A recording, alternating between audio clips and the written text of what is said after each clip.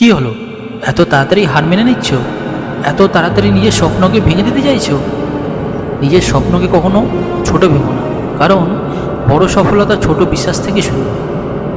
মানুষ কী ভাববে সেটা ভেবে নিজের স্বপ্নকে বিসর্জন দিও না। যে মানুষ প্রতিদিন নিজেকে বদলানোর চেষ্টা করে, ভগবান ঠিক তার পথ সহজ করে দেয়। আজ তুমি যে কষ্ট করছো, ভগবান তার থেকে কয়েক গুণ বেশি তোমাকে পরিশ্রমের ফল দেবে। জীবনে ধৈর্য রাখা খুব জরুরি, কারণ প্রতিটা মুহূর্তে ভগবান তোমার ধৈর্যের পরীক্ষা নেবে। মনে রেখো, অসফলতা তোমাকে থামানোর জন্য না, বরং আরও শক্তিশালী করার জন্য আসে।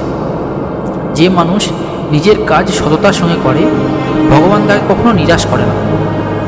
মনে রেখো, রাস্তা যত কঠিন হবে, তোমার সফলতা তত বেশি সুন্দর হবে।